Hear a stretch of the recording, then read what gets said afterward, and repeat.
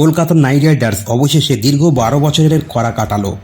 12 বছর পর ওয়াংখাড়ে স্টেডিয়ামে অর্থাৎ মুম্বাইয়ের ঘরের মাটিতে মুম্বাই ইন্ডিয়ান্সকে হারিয়ে প্লে অফে যাওয়ার জন্য আরও এক ধাপ উপরে উঠে আসলো কলকাতা নাইট রাইডার্স। আজ স্ত্রী এলিজা হেলির সামনে জ্বলে উঠল মিচেল স্টার্ক। স্টার্ককে দেখে মনে হচ্ছিল সেই ভিনটেজ স্টার্ক আবার ফিরে এসেছে ওয়াংখেড়ে স্টেডিয়ামে। কলকাতার প্রথম 6 ওভার দেখে মনে হচ্ছিল আবারও হয়তো ইতিহাসের পুনরাবৃত্তি হতে চলেছে। 6 ওভারের মধ্যেই 57 রানে 5 উইকেট পড়ে যায়। এরপর ম্যাচের হাল ধরে ভেঙ্কটেশ আইয়ার ও ইম্প্যাক্ট প্লেয়ার হিসেবে মাঠে নামা অভিজ্ঞ মনীষ পাণ্ডে। দুজনের মধ্যে 83 রানের পার্টনারশিপও হয়। আসলে এই দুজনের জন্যই রানটা 169-এ পৌঁছায়। তবে আজকের এই জয়ের জন্য কোনো একজনকে কৃতিত্ব দেওয়া যাবে না। আজকের এই জয়ের নায়ক স্টার্ক, যে 4টি উইকেট নিয়েছে।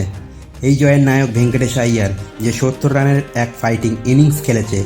এই জয়ের নায়ক মনীষ পাণ্ডে, যে 5 উইকেট তাড়াতাড়ি পড়ে যাওয়ার পরে ভেঙ্কটেশ আইয়ারের সঙ্গে পার্টনারশিপ করে এবং 42 রান করে। এই জয়ের নায়ক বরুণ চক্রবর্তী, সুনীল নারায়ণ, আন্দ্রে রাসেল।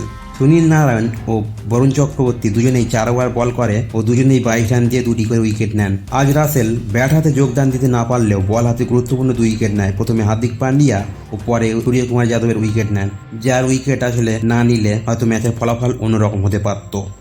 তো আজ কলকাতা নাইট রাইডার্স মুম্বাই ইন্ডিয়ান্সের বিরুদ্ধে জিতে 10 ম্যাচে 14 পয়েন্ট নিয়ে দ্বিতীয় স্থানে আছে।